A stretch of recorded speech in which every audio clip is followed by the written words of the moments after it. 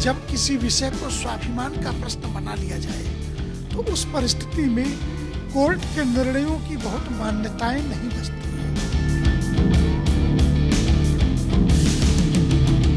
सोमवार का दिन है, बाबा विश्वनाथ का दिवस है और यह निर्णय निश्चित ही हिंदू समाज के पक्ष में आएगा।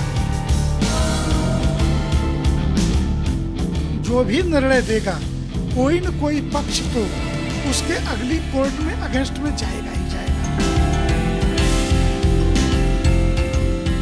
आज का दिन ज्ञानवापी मामले में बेहद अहम रहने वाला है, क्योंकि वाराणसी की जो कोर्ट है वो इस बात पर फैसला करेगी कि माता श्रृंगार गौरी के मामले में याचिका सुनने योग्य है या नहीं। इसी मसले पर बातचीत करने के लिए स्वामी जितेंद्रानंद सरस्वती जी हमारे साथ हैं। सर, ज्ञानवापी का मामला है वो बेहद महत्वपूर्ण है। आज इस पर फैसला आने वाला है कि याचिका सुनने योग्य है या नहीं, लेकिन हिंदू पक्ष ये दावा कर रहा है कि जो तथ्य और जो साक्ष्य कोर्ट के सामने रखे गए हैं फैसला उनके फेवर में ही आएगा। आप लोग क्या मानते हैं?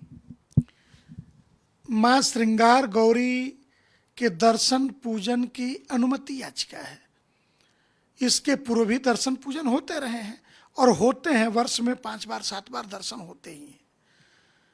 विषय यह है कि सुनने योग्य है या नहीं, इस पर आज कोर्ट को फैसला देना है और कोर्ट जो भी निर्णय देगा कोई न कोई पक्ष तो उसके अगली कोर्ट में अगेंस्ट में जाएगा ही जाएगा।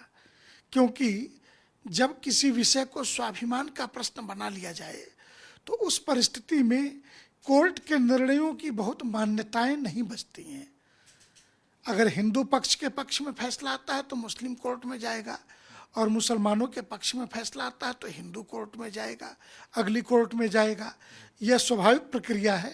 लेकिन हमें पूर्ण विश्वास है, सोमवार का दिन है, बाबा विश्वनाथ का दिवस है और यह निर्णय निश्चित ही हिंदू समाज के पक्ष में आएगा, जो हिंदू समाज के विजय का मार्ग प्रशस्त करेगा। स्वामी, आपने कहा कि फैसला चाहे जिसके भी पक्ष में आए, अगला पक्ष जो है वो अगली अदालत का रुख करेगा। यानी ये मामला जो है अभी अदालतों की दरवाजे के पास और जाएगा, यानी हाई कोर्ट का रुख कर सकता है मुस्लिम पक्ष। आप लोगों को अनुमान है? पूरी तौर से आप बताएं, जो पराजित होगा क्या वो फैसले को मान लेगा और सुप्रीम कोर्ट तक नहीं आएगा? श्री राम जन्मभूमि के प्रश्न पर अपने अपने समय में नरसिंह राव जी, चंद्रशेखर जी, प्रधानमंत्रियों के हस्तक्षेप के बाद भी क्या मुस्लिम पक्षकार मान गए? क्योंकि इसके मूल में जो मानसिकता होती है वो है कि हम विजयी हैं, हमने हिंदुओं को पराजित करके उनके मंदिरों को तोड़ करके यह विजय हासिल किया है, तो ऐसे कैसे हम इनको थाल में सजा करके परोस देंगे? वो बेहतर से बेहतर वकील खड़ा करते हैं। आप देखें चैनलों की बहस में उनकी तरफ से आने वाले सामान्यतः हाई कोर्ट और सुप्रीम कोर्ट के वकील होते हैं, चाहे सेंट्रल वक्फ बोर्ड की तरफ से हो या वैसी मियाँ की पार्टी की तरफ से हो। मुस्लिम पक्ष का जो भी पक्ष रखने आता है वो अपने टॉप स्कॉलर को भेजते हैं और इधर से कोई भी संत बैठ जाता है, तो ऐसे पराजय वो स्वीकार नहीं कर लेंगे। और अभी तो लोअर कोर्ट का मामला है, हाई कोर्ट में जाएगा और हाई कोर्ट के बाद सुप्रीम कोर्ट तक आएगा। आपने कहा कि ये मैटर सुप्रीम कोर्ट तक जा सकता है, लेकिन सुप्रीम कोर्ट ने ही कहा, क्योंकि इस पूरे ज्ञानवापी मामले में प्लेसेस ऑफ वर्शिप एक्ट की बहुत ज़्यादा चर्चा हुई। सुप्रीम कोर्ट इन प्रिंसिपल इस बात पर एग्री हो गया है कि ये जो पूरा कानून है हम इस पर जो है रिव्यू करेंगे, पुनर्विचार करेंगे। इसको आप लोग कैसे देखते हैं? आप हमें बताएं कि सोसाइटी एक्ट, पुलिस एक्ट 1860 को हम स्वीकार करते हैं, अंग्रेजों के समय की चीज़ों को स्वीकार करते हैं। ऐसा हम कैसे स्वीकार कर लें कि 1947 के पहले हुई ज्यादतियों को, जिन्होंने 47 तक हमारी ज़मीनों पे कब्जा किए, तो फिर तो 47 के पहले इस देश की इतनी ज़्यादा ज़मीनें चर्च मिशनरियों और वक्फ बोर्डों के पास अंग्रेजों ने लीज कर रखी है, तो लीज की अवधि खत्म होते ही ये ज़मीन वापस सरकार को भी नहीं मिलेगी। तो यह कानून पूरी तौर से ये अप्राकृतिक, जिसको हम कहें कि नैसर्गिक न्याय के सिद्धांत का उल्लंघन करता है। और सुप्रीम कोर्ट अगर एनए जैसी जो न्यायाधीशों की नियुक्ति के प्रश्न पर संसद के दिए फैसले को पलट सकती है संविधान बेंच बना करके, तो संसद में लाए गए इस कानून को क्या नहीं पलट सकती है कि जो किसी भी मनुष्य के न्याय मांगने के सिद्धांत को बाधित करता हो, हमें बार बार अपमान की पीड़ा से गुजरना पड़ता हो।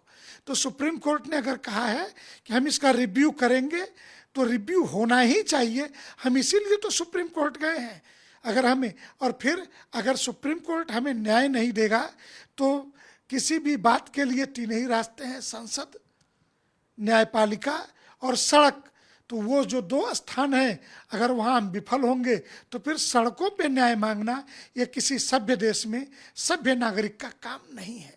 चलिए, एक आखिरी सवाल जाते जाते, क्योंकि कमीशन जो है वहाँ पर गया था, कोर्ट के आदेश पर गया और कमीशन ने अपनी रिपोर्ट जो सबमिट की उसमें ये कहा गया कि जो स्वास्तिक है, कमल के चिन्ह हैं और हिंदू देवी देवताओं के जो प्रतीक हैं वो पाए गए थे और वही साक्ष्य जो है रखे गए हैं। इसके आधार पर आप लोगों का लगता है कि दावा मजबूत है और फैसला आज हिंदू पक्ष के फेवर में आ सकता है?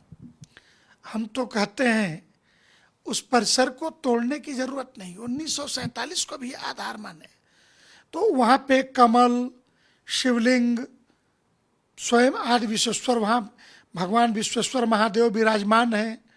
तो ऐसी परिस्थिति में सिर्फ उस गुंबद की जो खोपड़ी है ना ऐसे गोल वाली हटा दी जाए तो ये तो सर्वे रिपोर्ट में ही है कि वो वहाँ पे शिखर मौजूद है।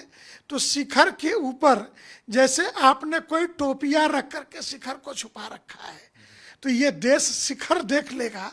और आज के फैसले से कम यह उम्मीद तो हम करते हैं कि यह मुकदमा सुनने योग्य है, ऐसा तो कोर्ट मानेगा ही।